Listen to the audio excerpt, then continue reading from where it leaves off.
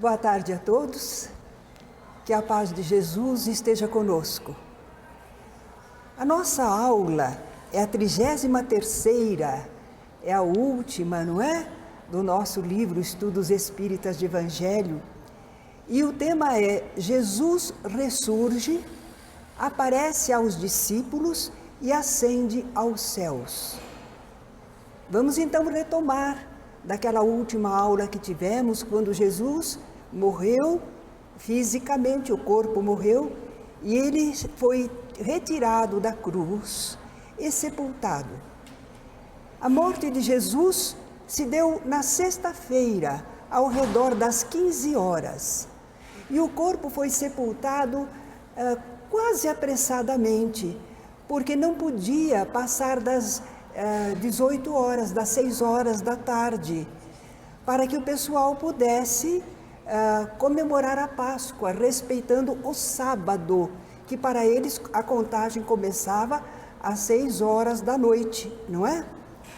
Então, desde o sepultamento de Jesus na sexta-feira, durante todo o sábado, o corpo jazeu no túmulo. E o povo respeitava o dia do descanso, o sábado, e também comemorava a Páscoa.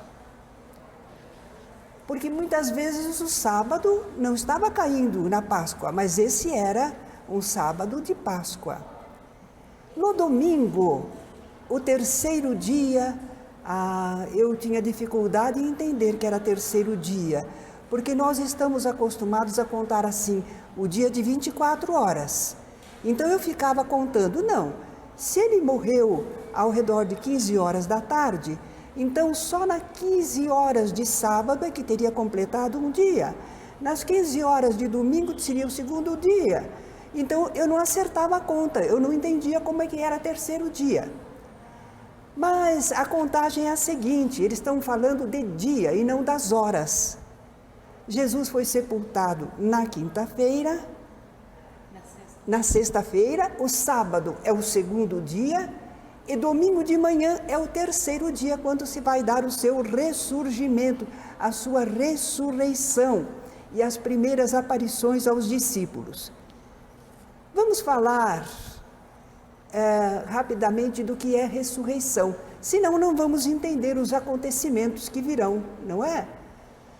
Ainda resta muita dúvida por aí a respeito de ressurreição, porque o pessoal fica pensando na ressurreição da carne. E nós não entendemos dessa maneira, né, à luz do Espiritismo. O que nós entendemos? Que o Espírito já existia antes de encarnar. Então ele não morre quando o corpo morre. E se ele não morre, ele pode ressurgir, pode reaparecer, surgir de novo aos olhos das pessoas aqui neste mundo. Não é o corpo de carne que ressurge, é o espírito com o seu perispírito, o seu corpo de fluidos, que nós conhecemos muito bem. E esse perispírito pode guardar ou não as aparências do físico anterior. Depende se o espírito mentalizar assim ou não. Depende da mentalização do espírito. O reaparecimento do espírito no nosso plano terreno pode se dar em diferentes modalidades. Por exemplo, alguém enxerga o espírito, o vê com o seu perispírito, ele se manifestando, mas só o médium viu. Então é uma visão mediúnica. Mas pode ser que se dê uma aparição. A aparição, ela é muito diáfana, mas já dá para perceber com os olhos, dá para enxergar, todos enxergam. A aparição é assim. E existe a materialização, quando o espírito se faz não só visível a todos, mas também tangível, se pode tocar. Eu acredito que poderíamos também dizer que o espírito está ressurgindo quando ele fala ou escreve através de um médium, quando se manifesta e nós podemos reconhecê-lo. O corpo dele não é, mas ele está se manifestando através de um médium. E se o espírito reencarna? ele está surgindo de novo no mundo corpóreo, não é? Poderíamos dizer que também é uma ressurreição, mas não é a ressurreição da carne, do corpo que ele tinha antes. É uma ressurreição, um surgimento novo dele, mas na carne. Ele está se manifestando novamente através da carne, né? Todas essas nuances, ao tempo de Jesus, entre os judeus, eles não entendiam. A gente brinca, diz que eles ouviram cantar o galo, mas não sabia onde, não é? Então eles sabiam que a pessoa ressurgia, mas eles confundiam muito com mediunidade, com várias outras manifestações. Eles não entendiam o que era, de fato, a ressurreição, o ressurgimento do espírito. As ideias deles eram muito vagas e imprecisas.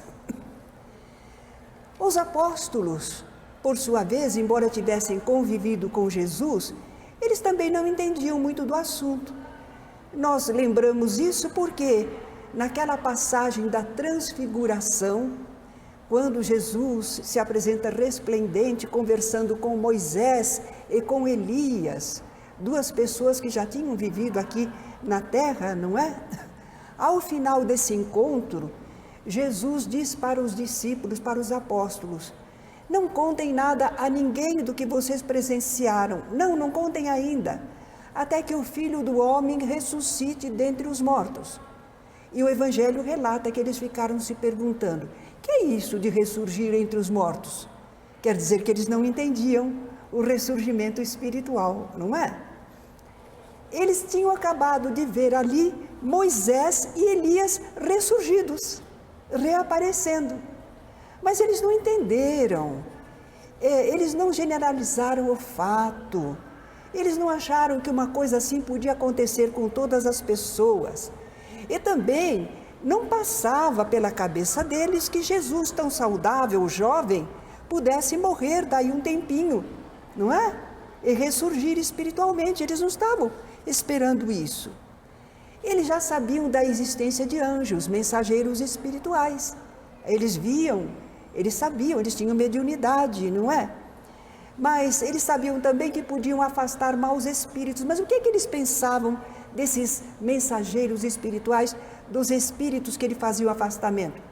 Eles não pensavam talvez que era gente, espírito, alma do outro mundo, não é? Qualquer coisa assim. Eles não pensavam que eram pessoas como nós somos. Então eles não deveriam estar familiarizados com comunicações de alguém desencarnado que eles conhecessem, nem com as aparições de espíritos ou materializações.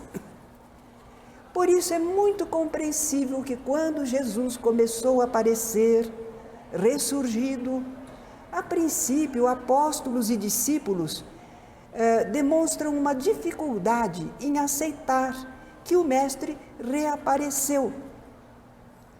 Tem dificuldade por falta de conhecimento espiritual e porque eles não deveriam estar esperando o retorno de Jesus. Apesar de Jesus ter falado várias vezes que ele iria ser aprisionado, maltratado, sacrificado e que depois ele ressurgiria.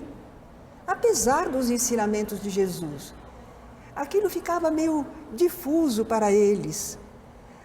Mal comparando, é como as crianças às vezes que ouvem os adultos falarem, mas não acompanham tudo, não é? Não alcançam o sentido de tudo. O povo comum continuou tendo dificuldade para aceitar essa ideia de ressurreição. Nós vamos notar o apóstolo Paulo, na sua primeira carta aos Coríntios, se esforçando na argumentação a respeito da ressurreição. Vamos ver o que é que diz o apóstolo. Se não há ressurreição de mortos, então Cristo não ressuscitou. E se Cristo não ressuscitou, é vã a nossa pregação e é vã a vossa fé. O que é que vocês estão acreditando aí se não há ressurgimento espiritual? Morreu, acabou. A mensagem de Jesus fala de vida imortal, de consequências no além. Mas se morreu, acabou, Jesus morreu, acabou. Se ele não ressurgiu, então acabou, nenhum de nós ressurge. O que é que nós estamos falando aqui? De vida imortal se não existe, não é? Se nossa esperança em Cristo se limita apenas a esta vida, quer dizer, creio em Jesus, mas é só nesta vida, tá? Somos os mais infelizes de todos os homens. Por que Paulo falou isso? Porque o cristão tem um código de moral. Ele não faz tudo o que as outras pessoas fazem. Não, isso não faço, tenho que pensar na minha alma imortal. Não, isso não faço porque não está de acordo com a lei de Deus.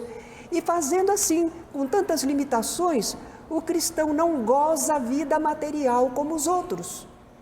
Mas se não há ressurreição, tadinho do cristão, perdeu a vida. E depois não tem mais nada, certo? O apóstolo Paulo está argumentando muito bem, não está? Mas olha o que ele conclui.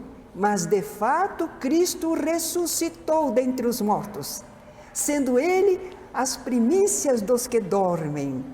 Essa expressão, primícias dos que dormem, é porque eles usavam falar quando a pessoa estava morta, morreu, eles diziam dormiu no Senhor, certo?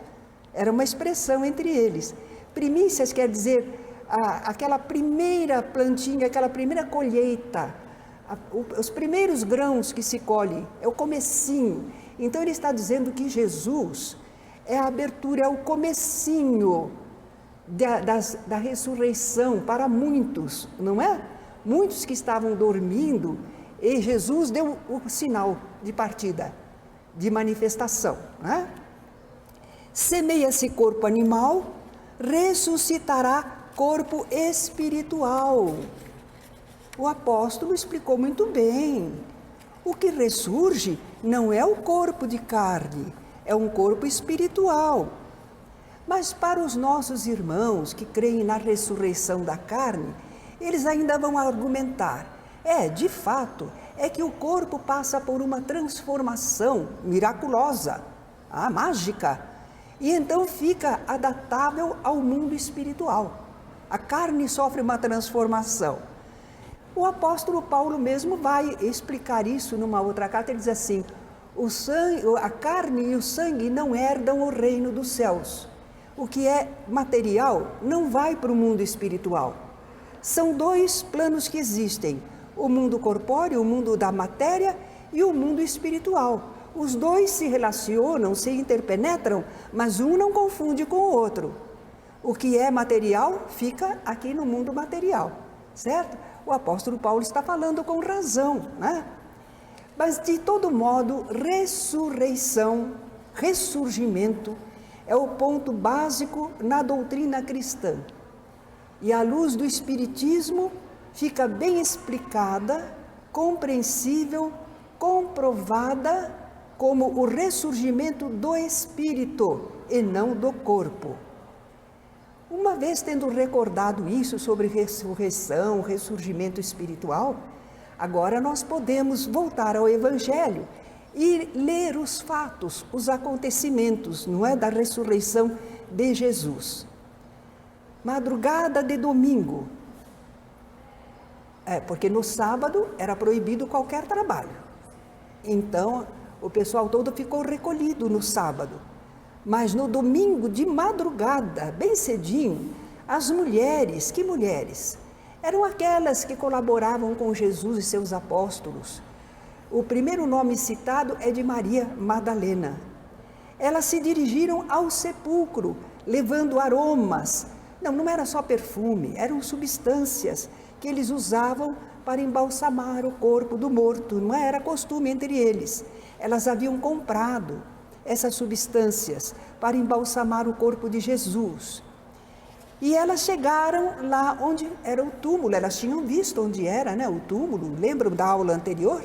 Elas observaram bem e voltaram lá.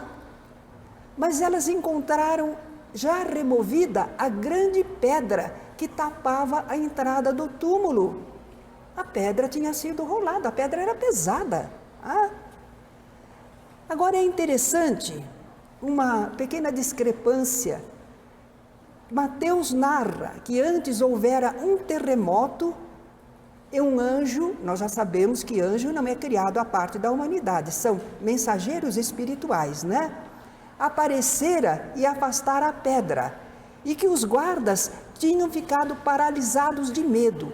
Pera lá, se não tinha ninguém dos cristãos lá, quem foi que contou que isso aconteceu? Não é interessante? Só onde que me bateu na cabeça, como? Não tem ninguém lá dos cristãos? Quem foi que relatou isso, não é? Que houve um terremoto, um anjo apareceu, afastou a pedra e os guardas ficaram paralisados de medo. Então Mateus relata isso, mas fica meio, né? Os outros não estão repetindo essa história. E em vários episódios no Evangelho, vocês vão encontrar menção a terremotos. Não é terremoto, não abalou a cidade, não abalou nem um quarteirão, não abalou nem a casa onde eles estavam. É um modo deles descreverem que houve uma alteração, efeitos físicos, movimentação no local, não é? Onde Paulo estava na prisão. Agora nós vemos que eles dizem que houve um terremoto, uma movimentação na matéria, não é? Não vamos pensar que foram terremotos de verdade, não é? Bem, esses guardas, eles dizem que fugiram. Aí eu fiquei também pensando, será que eles fugiram mesmo? Não estavam mais lá? Daqui a pouco nós vamos contar para vocês onde os guardas foram e o que é que aconteceu. Segundo ainda Mateus, Marcos e Lucas, um anjo, um deles diz que foram 2, teria aparecido às mulheres, informando que Jesus não estava mais ali, por haver ressuscitado, ressurgido, como ele em vida predissera. Era para elas avisarem os discípulos a respeito. Jesus iria adiante deles para a Galileia e lá os discípulos o veriam. Mateus diz ainda que em seguida, ali mesmo no sepulcro, as mulheres viram o próprio Jesus e o reverenciaram, abraçando-lhe os pés. Era uma demonstração de respeito, não é? Então se ajoelhavam e abraçavam os pés. Marcos diz que por medo elas não chegaram a dizer nada a ninguém, não contaram nada para ninguém. Lucas diz que elas contaram sim, mas os apóstolos não acreditaram, porque lhes parecia como um delírio delas. As mulheres, não é? Inconformadas com a morte de Jesus, estão fantasiando aí, estão fora de si. Agora, vocês notam que um fala uma coisa, outro fala outra, por isso nós preferimos dar continuidade à narrativa com o relato de João Evangelista, o Evangelho de João. É mais singelo e nós então vamos ver esse relato de João. Ele conta que Madalena foi correndo avisar aos apóstolos. Tiraram do sepulcro o Senhor e não sabemos onde o puseram. Até aí elas não viram anjo, coisa nenhuma. Elas simplesmente viram que está vazio o túmulo. O corpo de Jesus não está lá. Pedro e João correram para o sepulcro para verificar isso. Quem chegou primeiro? João, ele era mocinho, não é? Os jovens correm muito, não é? Não entrou, entretanto, no sepulcro, ao respeito, mas ele se abaixou e olhou lá dentro e viu os lençóis de linho, a mortalha que envolvera o corpo de Jesus. Depois chegou Pedro. Ele entrou no sepulcro, viu também a mortalha, mas ele notou que o lenço que envolvia a cabeça de Jesus não estava junto da mortalha, mas estava num lugar à parte, separado. Aí João também entrou no sepulcro e viu e creu. É só agora que ele creu? Jesus tinha falado tanto que ele ia ressurgir. Vocês repararam a dificuldade deles de aceitar? Eles nunca viram ninguém ressurgido.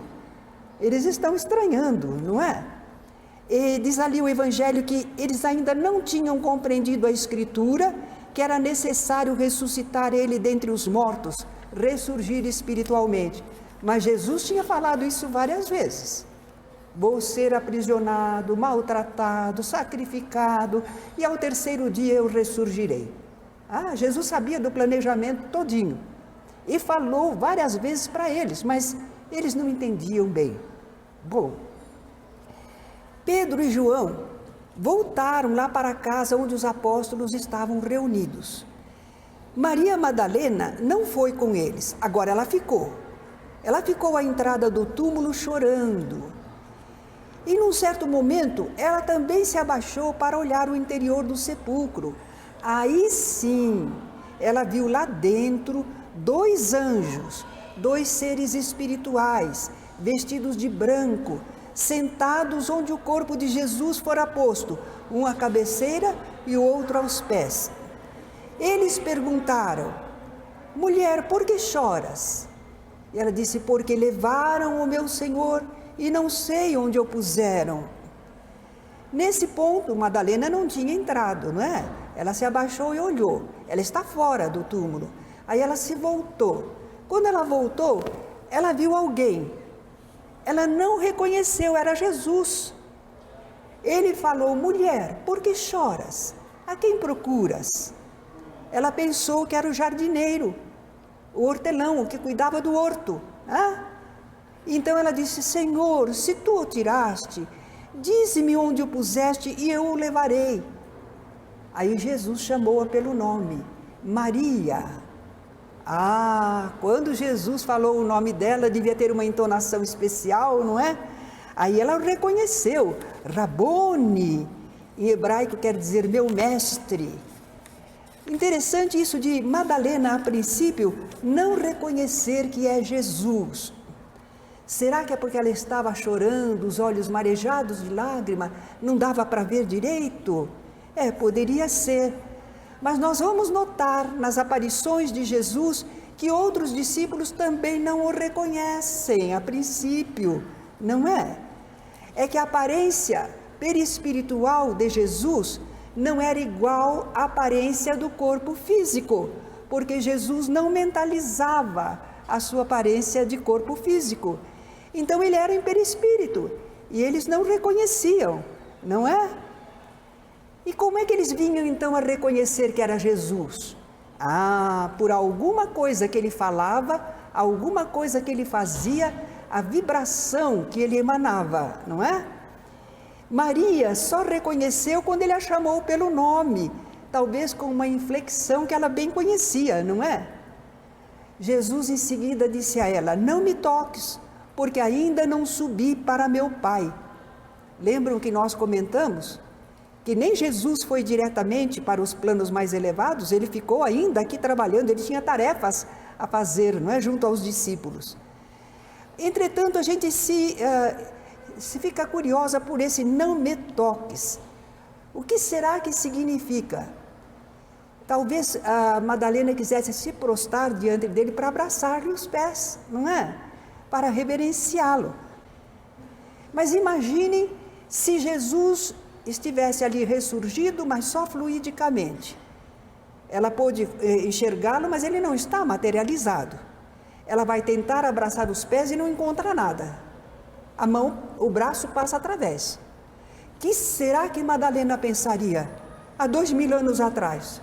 Estou louca, estou alucinada, estou pensando que vejo, mas não vejo. Talvez por isso é que Jesus disse: não me toques, eu ainda não subi ao Pai. Mas alguns outros acreditam que Jesus não falou exatamente não me toques, mas que significava não me detenhas, não me segures, porque Jesus tinha muito o que fazer, estava se apresentando a ela, mas não era para ficar ali conversando. E se deixasse demorar ali por Madalena, ele não faria as outras providências que precisava tomar. Então o importante é que ele queria deixar uma mensagem através dela, mandar dizer aos discípulos: vai ter com os meus irmãos e dize-lhes que eu subo para meu Pai e vosso Pai. Está certo, Deus é o Criador de todos, é o Criador também de Jesus. Jesus é uma criatura de Deus.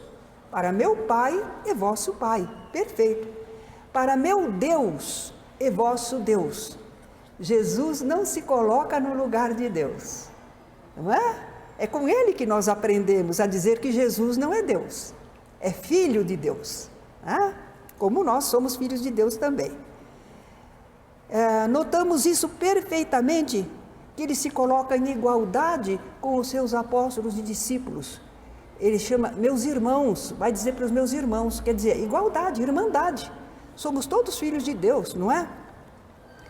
Madalena foi correndo anunciar aos discípulos: vi o Senhor. E deve ter contado a mensagem que Jesus lhes enviava, não é? A mensagem era o mais importante. Mas eles não acreditaram na ressurreição, no ressurgimento do Mestre. Mulher falando, não é? É interessante, mulher, é coisa de mulher. Entretanto, alguns outros brincalhões dizem que Jesus contou para Madalena porque tinha que ser uma mulher mesmo, faladeira, né? Uma mulher que passa a notícia adiante, não é? É uma brincadeirinha, porque deve ser grande merecimento de Madalena. Jesus confiou nela, né? Que ela era capaz de compreender, de entender e era fiel para levar a mensagem. Então nós veremos na sequência dos acontecimentos que eles ainda tinham, os discípulos, dificuldade para aceitar a ressurreição de Jesus. Enquanto isso, alguns da guarda, que soldados? Os soldados romanos, lembram que os judeus tinham pedido, lá o pessoal do Sinédrio, tinha pedido a Pilatos que guardasse o túmulo, porque eles não queriam que os discípulos roubassem o corpo, lembram?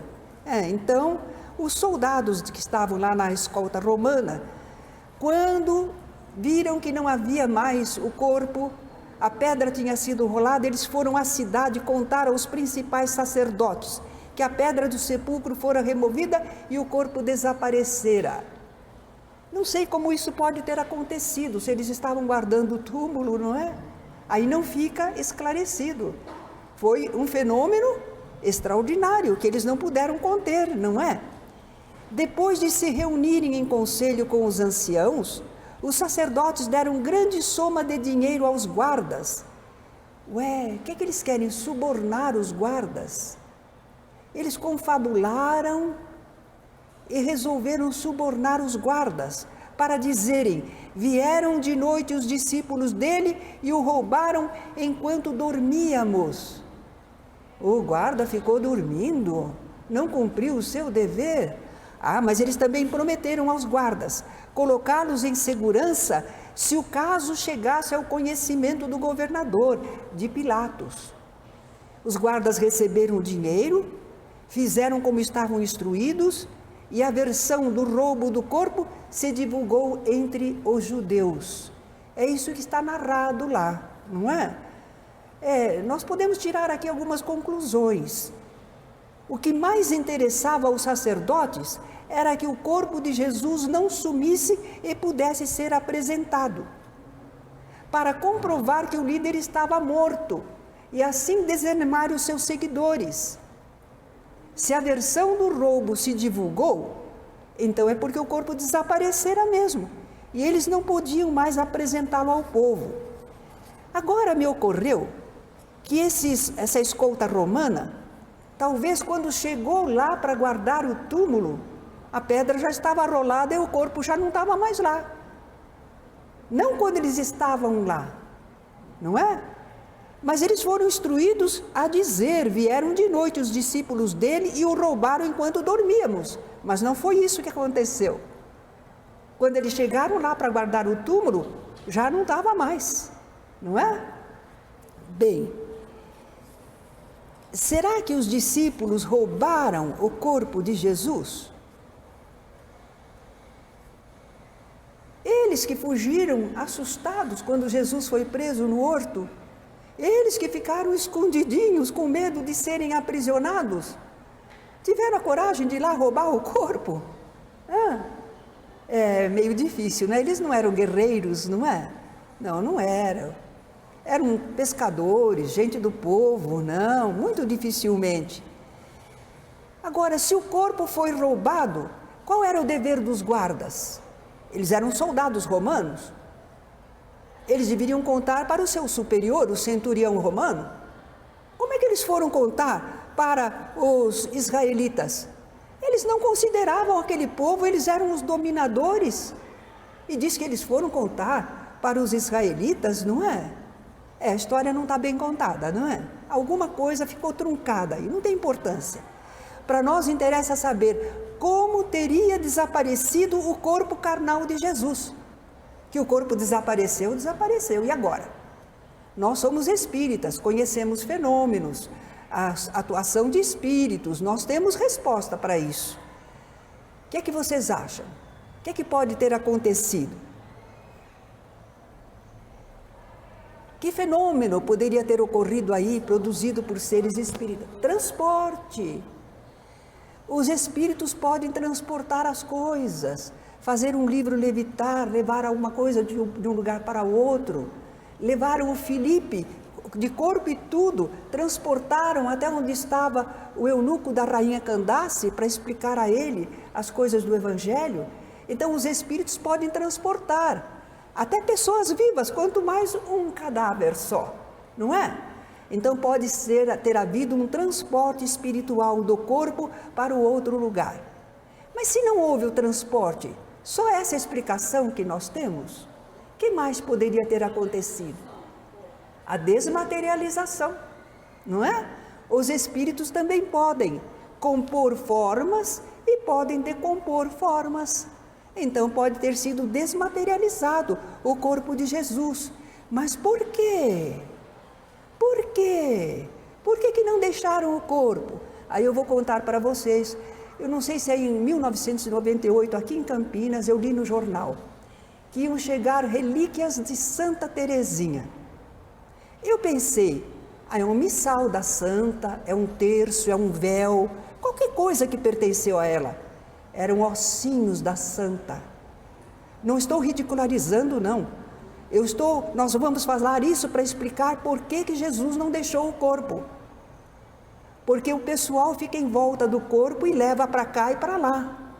Certo? Quando, em seguida, no mesmo ano ou no outro, eu também li que ia chegar relíquias de Santo Agostinho. E eles fizeram uma procissão, tinham um elmo assim, e havia um pedacinho de osso de Santo Agostinho grudado no elmo. Não sei se era ossinho do Santo Agostinho mesmo, porque ele veio no século IV, né? Depois de Cristo, e estamos em 1900, quase 2000, eu não sei se seria, mas eles achavam que era, porque dão muita importância ao corpo. Eles dizem que nós, seres humanos, somos corpo e alma. Os anjos não, os anjos são diferentes, eles são só espírito, mas as criaturas humanas são corpo e alma. Então, se não tiver o corpo, não pode ser só alma. A criatura humana é corpo e alma. Por isso que eles falam na ressurreição da carne, a continuidade da carne, e dão muito valor ao corpo, ainda que seja um ossinho, um pedacinho dele. Será que Jesus não sabia como é a humanidade? Isso através dos tempos, não é só na religião católica. O culto ao corpo, à matéria, é muito forte, não é? E Jesus sabia que iriam levar o corpo dele para cá e para lá, para cá e para lá, e disputar, né? Os sacerdotes querendo acabar com o corpo de Jesus, e os outros querendo mostrar o corpo, enfim, uma luta tremenda. Jesus atalhou tudo isso, não deixa o corpo, desmaterializa, transporta, pronto, não tem o corpo físico, mas não é a carne de Jesus que nós precisamos reverenciar e amar, é o seu espírito sábio e amoroso, que um dia aceitou nascer entre nós, e durante aquele seu ministério de 3 anos, a todos nos ensinou a viver como filhos de Deus.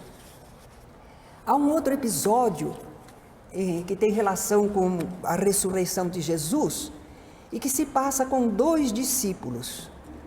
É narrado assim: na tarde do domingo, já de manhã Jesus teria ressurgido. Na tarde do domingo, 2 discípulos estavam de caminho para uma pequena aldeia a 11 quilômetros de Jerusalém. Essa aldeia chamava-se Emaús. Eles iam conversando a respeito de todas as coisas sucedidas. E o próprio Jesus se aproximou e caminhou ao lado deles. Mas eles não o reconheceram. Vocês já sabem por quê, não é? E Jesus perguntou: que é isso que vos preocupa? E de que ides tratando à medida que caminhais? Eles pararam entristecidos, e um deles, chamado Cleopas, respondeu: és o único, porventura, que tendo estado em Jerusalém... Sim, porque Jesus chegou como quem vinha de Jerusalém. Eles também estavam saindo de Jerusalém para Emaús. Por isso que eles deduziram que ele tinha estado em Jerusalém, aquele homem que estava falando com eles, né? És o único, porventura, que tendo estado em Jerusalém, ignoras as ocorrências destes últimos dias? Quais? Perguntou Jesus. O que aconteceu a Jesus, o Nazareno, que era homem profeta. Interessante, eles não chamam Jesus de Deus, não é? Eles chamam Jesus de profeta. Profeta é porta-voz, é médium, é mensageiro do Senhor. É assim que eles entendiam Jesus. Eles reconheciam em Jesus um mensageiro do mais alto, que era homem profeta, poderoso em obras e palavras diante de Deus e de todo o povo. Jesus tinha uma fala extraordinária e produzia grandes fenômenos, não é? E como os principais sacerdotes e as nossas autoridades o entregaram para ser condenado à morte e o crucificaram. Que interessante. Mas eles contam mais para Jesus. Ora, nós esperávamos que fosse ele quem havia de redimir a Israel. Mas depois de tudo isto, é já este o terceiro dia desde que tais coisas sucederam? Eles estão desanimados, não é? Eles estão abalados, entristecidos. É verdade também que algumas mulheres das que conosco estavam nos surpreenderam, tendo ido de madrugada ao túmulo e não achando o corpo de Jesus, voltaram dizendo terem tido uma visão de anjos, os quais afirmam que ele vive. De fato, alguns dos nossos foram ao sepulcro e verificaram a exatidão do que disseram as mulheres, mas a ele, Jesus, não ouviram. Eles estão relatando para Jesus, não é? Os acontecimentos. E Jesus então diz: ó nécios. Quando a gente não entende bem as coisas, a gente leva assim, de um jeito muito agressivo. Parece que Jesus está dizendo: ó nécios ignorantes. Não, eles são nécios mesmo porque não sabem. Jesus não está falando mal deles, está reconhecendo o estado deles. Eles não sabem, não entendem. Ó nécios e tardos de coração. Quando uma pessoa é tarda de coração, demorada de coração, quando não tem sensibilidade o suficiente, porque às vezes a gente não sabe pelo intelecto, mas a gente sente pelo coração, não é? Então, ó nécios e tardos de coração para crer tudo o que os profetas disseram. Porventura não convinha que o Cristo padecesse e entrasse na sua glória? Realmente era uma programação a vida de Jesus, não é? Precisava haver esse último testemunho, como enfrentar a morte, como ressurgir. Fazia parte da missão de Jesus, era o fecho da tarefa de Jesus. E começando por Moisés, discorrendo por todos os profetas, expunha-lhes o que a seu respeito constava em todas as Escrituras. Quando se aproximavam da aldeia para onde iam, Emaús, estavam chegando lá em Emaús, era pertinho. Jesus fez menção de seguir adiante. Mas eles o constrangeram dizendo: fica conosco, porque é tarde e o dia já declina. Jesus concordou e entrou com eles naquela hospedaria. E quando estavam à mesa, Jesus tomou do pão, o abençoou, partiu e deu para eles um pedaço. Quem é que costumava fazer isso? Jesus. Eles conheciam bem essa prática, não é? Então se lhes abriram os olhos e o reconheceram. Eles reconheceram Jesus pelo modo dele agir, mas no mesmo instante Jesus desapareceu da presença deles. Ele se desmaterializou, porque ele não ia ficar ali conversando, é como com Madalena. Ele está só dando comprovações da imortalidade, não é? Agora que eles perceberam, que entenderam, ele se afastou. E um ao outro disseram: porventura não nos ardia o coração, quando pelo caminho nos falava, quando nos expunha as Escrituras? Devia ser uma emoção muito grande, não é? Eles estavam entristecidos, abalados, e Jesus mostrava que estava de acordo com as Escrituras, então não era para perder a fé, era para ter bom ânimo, estava dentro da programação, não é? E na mesma hora, levantando-se, voltaram para Jerusalém, onde acharam reunidos os 10. Eles voltaram para onde estavam os apóstolos, lá em Jerusalém. 10 só? Judas já se suicidara. E Tomé, no momento, não estava lá. Então, eles encontraram 10 dos apóstolos. E havia outros também que não eram apóstolos, mas estavam lá, os discípulos, os quais diziam: o Senhor ressuscitou e já apareceu a Simão. Consta que depois Jesus teria aparecido a Simão Pedro. Então, esses 2 discípulos da estrada de Emaús contaram o que lhes acontecera no caminho e como fora por eles reconhecido ao partir do pão. Mas também a estes 2 eles não deram crédito. Está difícil de aceitarem, não é? É inusitado, é inesperado. As portas da casa onde os apóstolos se encontravam estavam trancadas, bem fechadas, porque eles estavam escondidos, eles tinham medo de ser aprisionados. Eles não estão seguros ainda, não é? E eles ainda estavam falando essas coisas, quando Jesus apareceu no meio deles e lhes disse: a paz seja convosco. Como é que Jesus entrou? Com um corpo de carne não seria, né? Não atravessa a parede. Ele com o seu corpo fluídico, e depois, estando lá dentro, se materializa, não é? Ele não vai passar com o corpo materializado também. Ele entrou com o seu corpo fluídico, para ele não há obstáculo para o corpo perispiritual, não é? Surpresos e atemorizados, surpresos eu entendo, mas atemorizados, isso é natural.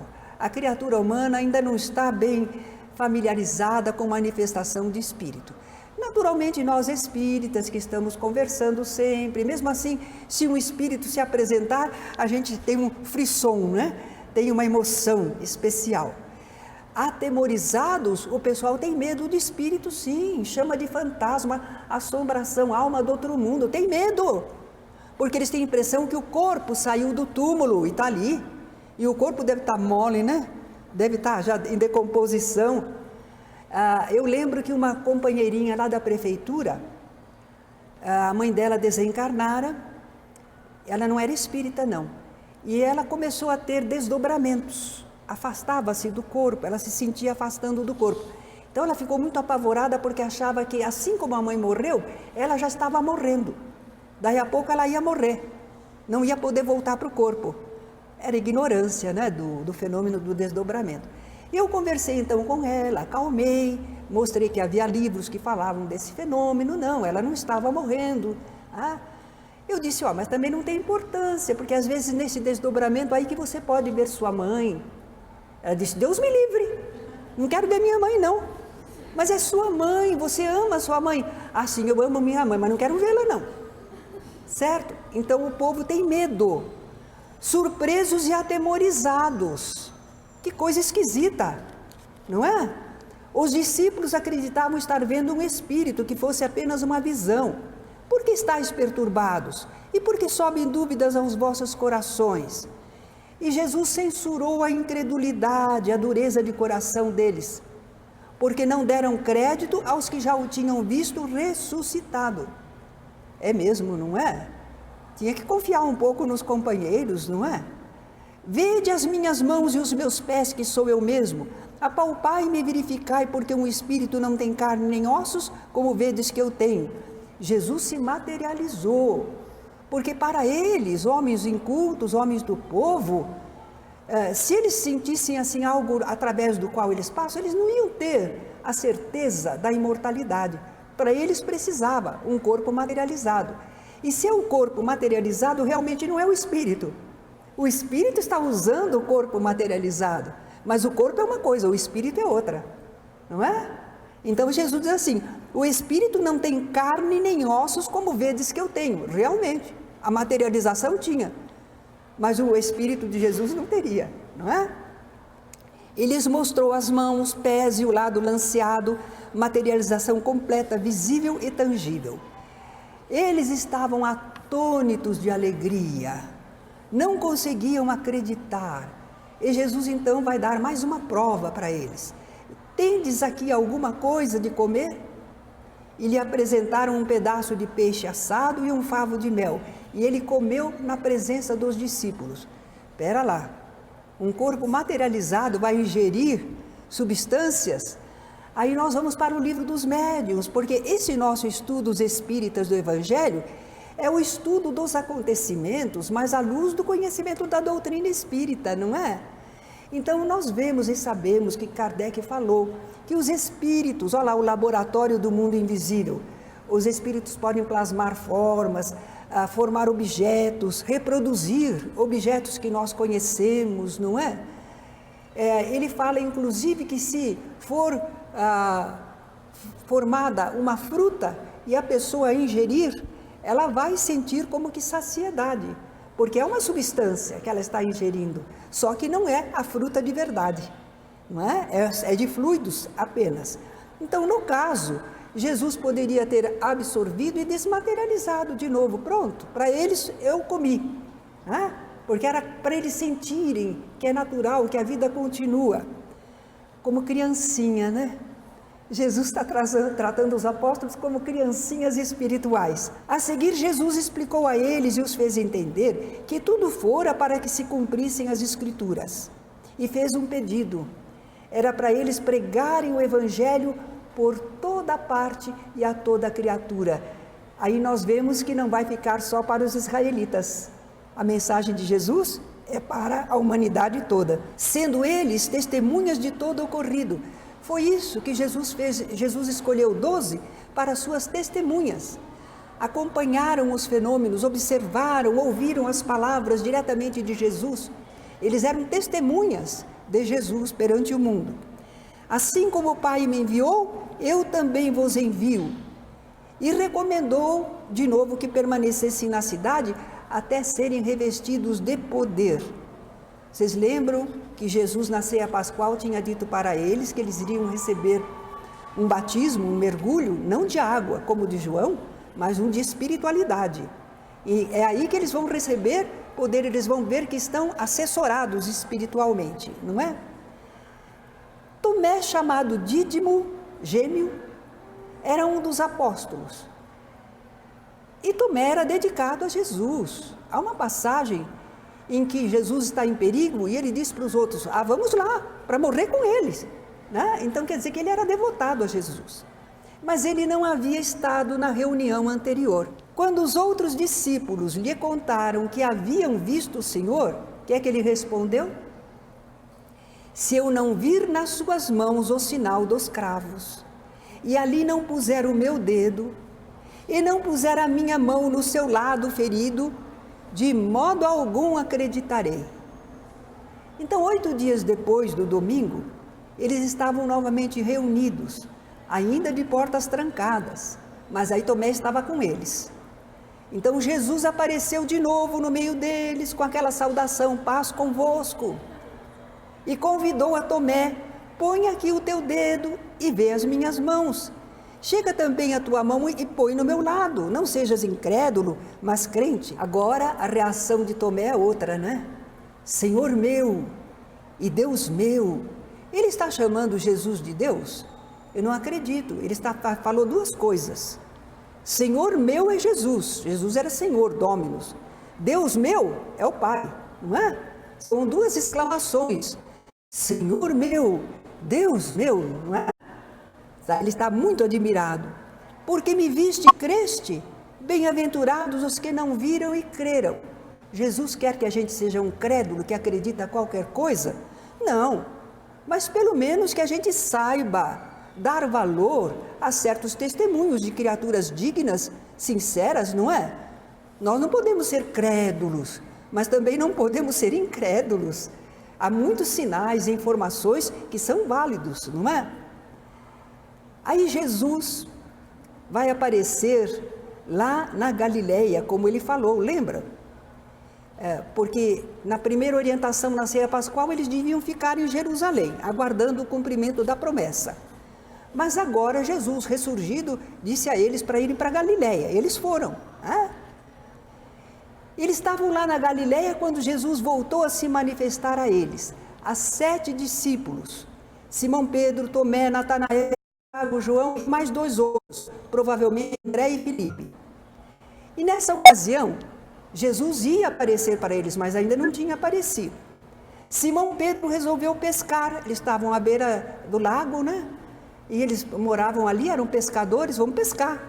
Os outros foram com ele, entraram no barco e naquela noite nada apanharam. Ao clarear a madrugada, Jesus apareceu lá na praia. Não era muito longe, não, mas eles não reconheceram que era Jesus. Jesus perguntou de lá para eles se tinham alguma coisa de comer. Eles disseram que não tinha, não, ainda não tinham conseguido pescar, não é? Jesus mandou lançarem a rede à direita do barco que achariam. Eles fizeram isso e a rede veio carregadinha de peixes. João Evangelista logo entendeu. Olha lá, ele reconheceu pelo sinal. Quem é que conseguia enxergar cardumes dentro da água? Não é? Jesus tinha feito isso. Então João Evangelista disse para Pedro, é o Senhor. Ele reconheceu que era Jesus, não é? Simão Pedro, que era muito afeiçoado a Jesus e muito entusiasmado, quando ele ouviu que era Jesus, ele cingiu-se com sua veste, porque eles pescavam quase que em roupas menores, não é? Então ele pôs a veste dele e lançou-se no mar, na direção da praia onde estava Jesus. Talvez não precisasse nem nadar, talvez estivesse meio raso, não é? Os outros vieram no barco, puxando a rede cheia de peixes. E na praia, Jesus os convidou a comer de pão e peixe que ele preparara. Gente, olha Jesus padroeiro dos cozinheiros. É uma brincadeirinha, não é? Quer dizer que Jesus cozinhou para eles, não é? Nenhum dos discípulos ousava perguntar-lhe, quem és tu?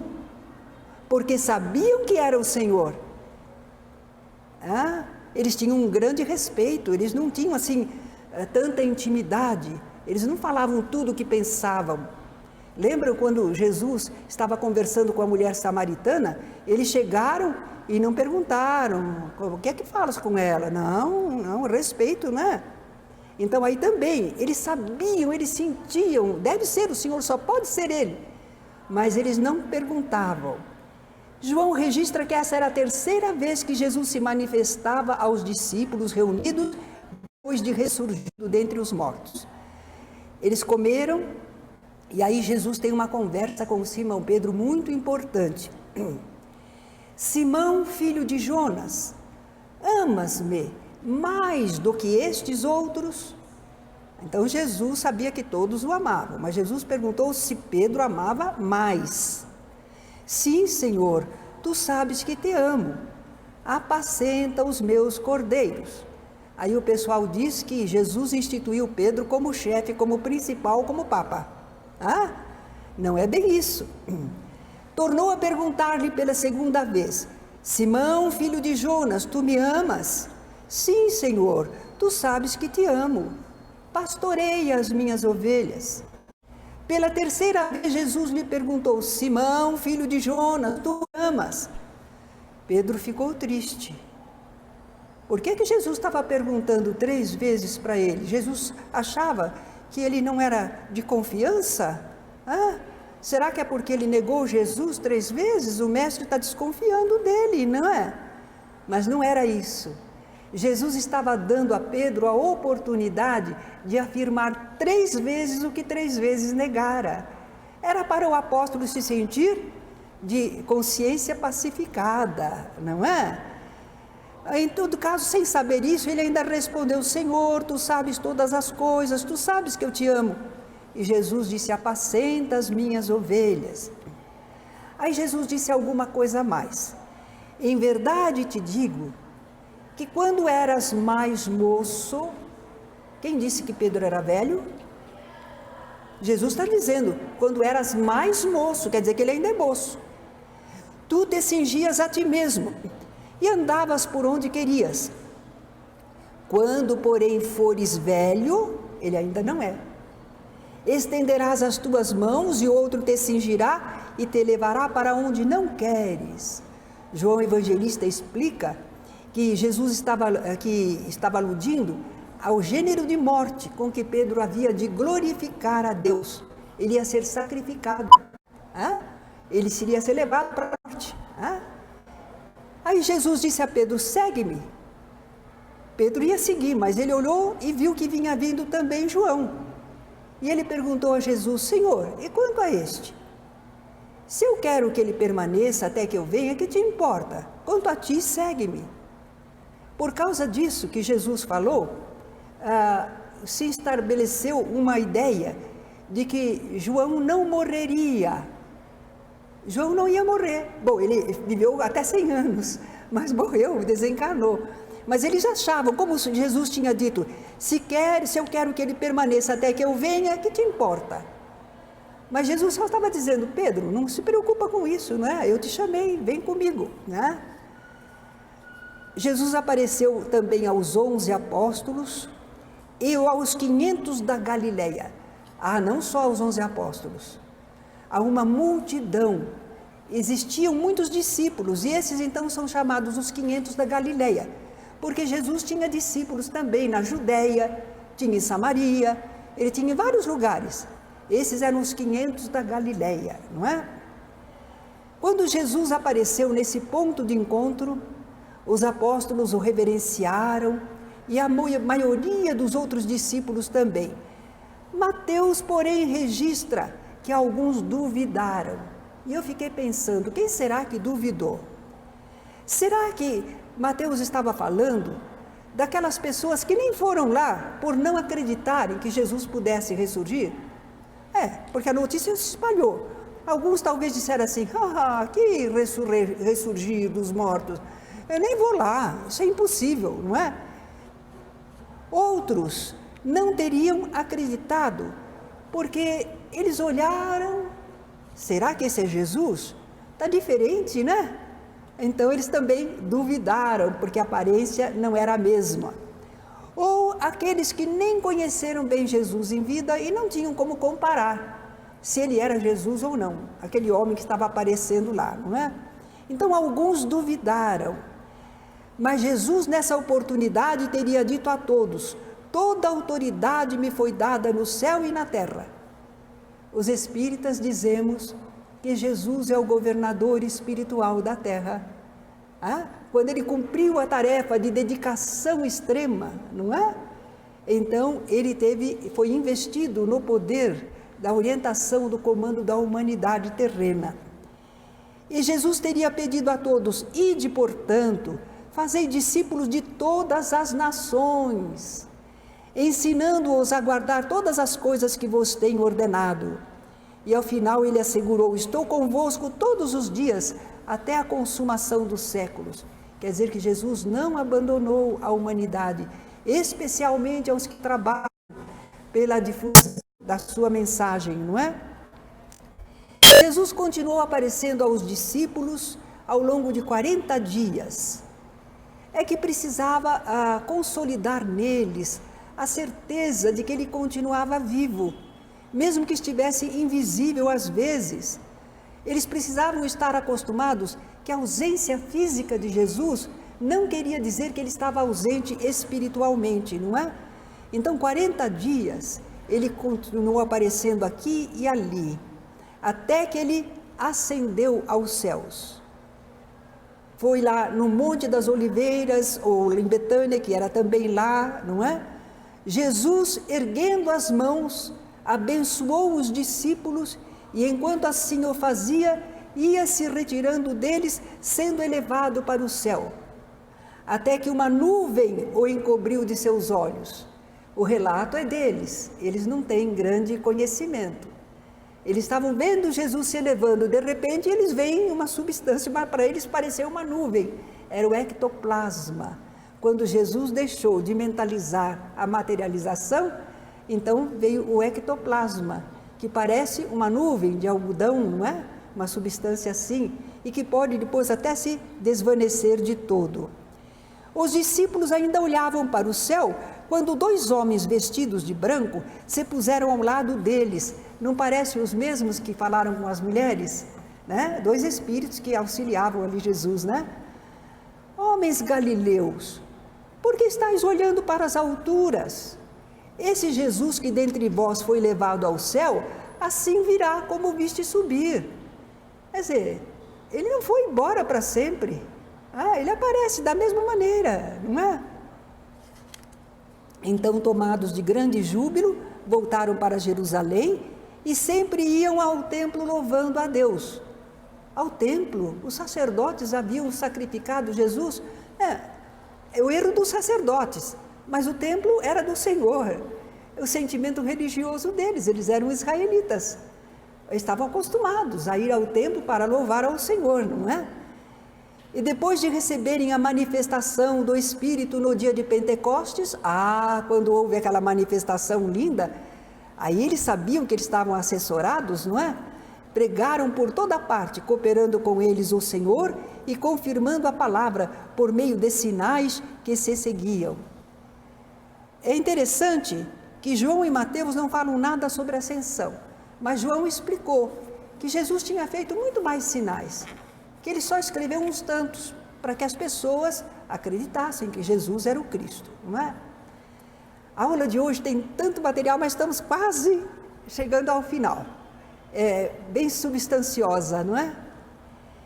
Quando Jesus morreu, abriram-se os sepulcros e muitos corpos de santos que dormiam foram ressuscitados e, saindo dos sepulcros, depois da ressurreição dele, entraram na cidade santa, Jerusalém, e apareceram a muitos. Não quer dizer que os corpos saíram dos túmulos, mas as pessoas que eles conheciam, pessoas boas, pessoas santas, que estavam já sepultadas, mas não estavam mortas espiritualmente. Ressurgiram espiritualmente e apareceram para as pessoas. Mas foi o modo deles dizerem, né? Abriram-se os túmulos. Essas pessoas surgiram de novo, não é? Então, como disse Paulo, Jesus foi as primícias dos que dormiam, não é? Primeiro Jesus ressurgiu, depois os outros apareceram. Há uma passagem muito importante em Pedro, mas para entendê-la precisamos lembrar primeiro. Quando Jesus aludia àquelas pessoas que não cumpriam as leis divinas, ele dizia que seriam lançados nas trevas exteriores, ou na fornalha de fogo, onde haverá choro e ranger de dentes. É uma linguagem simbólica, não é? Porque ele dizia, por exemplo, vão ser lançados na Geena. A Geena era um local em que o pessoal da cidade de Jerusalém jogava todo o lixo. E de vez em quando eles punham fogo para higienizar, para consumir tudo aquilo. Geena era esse lugar, mas nem existe mais. Como é que vai ser lançado na Geena se nem existe? Não é? Era um simbolismo, um lugar de purificação, não é? Em consequência dos erros, as pessoas enfrentam dificuldades no plano espiritual. Trevas exteriores, regiões escuras e sombrias, não é assim um umbral, por exemplo? Choro, alguns sofrem resignadamente. Meu Deus, o que é que eu fiz? Não é? Que pena. Agora eu sofro tudo isso, mas não tem revolta. E o ranger de dentes é dos que estão revoltados, que ainda não aceitam, não é? Querem ainda combater com Deus. Então, algumas pessoas pensam que Jesus falava de condenação eterna para os pecadores. Mas Pedro, na sua primeira carta, ele diz que Jesus, ressurgido espiritualmente, portanto, foi e pregou aos espíritos em prisão, os quais no outro tempo foram rebeldes, quando a longanimidade de Deus esperava nos dias de Noé. Nossa, lá no passado! E tinha espíritos que ficaram presos em planos espirituais, terríveis, trevosos, no umbral, né? Ficaram presos em regiões assim, porque tinham sido rebeldes às leis divinas. Mas Jesus, quando ressurgiu, foi lá para ajudá-los. Aí continua Pedro dizendo, porque por isto foi pregado o evangelho também aos mortos. É a afirmação de Pedro. Não é só aos encarnados, não. A boa nova foi levada também aos que estavam do lado de lá, para que, na verdade, fossem julgados segundo os homens na carne. Na carne eles foram julgados, criminosos, pessoas más na sociedade, tiveram suas penas. Mas vivessem segundo Deus, porque para Deus não há mortos, não é? Foi o que Jesus disse? Deus não é Deus de mortos, porque para Ele todos vivem. São seres espirituais, não morrem, não é? Então esses trechos da carta de Pedro evidenciam que mesmo os que morreram em erro podem depois, na vida do além, serem ajudados a se arrependerem, aprenderem sobre as leis de Deus e se melhorarem intelectual e moralmente. Não há, pois, condenação eterna. Para encerrar a nossa aula, eu trouxe uma música, uma cançãozinha, que relembra aquele episódio na estrada de Emaús. Alguns já conhecem, não é? Eu vou cantar e espero que vocês acompanhem também comigo. E se intitula Fica Conosco. Não sei de quem é a autoria. Não sei se é evangélico, não sei se é espírita. Eu aprendi lá em Campos, no movimento espírita. Mas não sei de quem é. Ó Jesus, amigo eterno, és o nosso Salvador, nós precisamos de Ti, fica conosco, Senhor, nós precisamos de Ti, fica conosco, Senhor. O dia já declinou, já é tarde, a noite desce, fica conosco, Senhor, sem Ti nossa alma perece, nos momentos de aflição, nas horas tristes da dor, só o Teu amor nos conforta, fica conosco, Senhor, só o Teu amor nos conforta, fica conosco, Senhor. A noite sem Ti é fria, as trevas causam pavor, fica em nossa companhia, fica conosco, Senhor.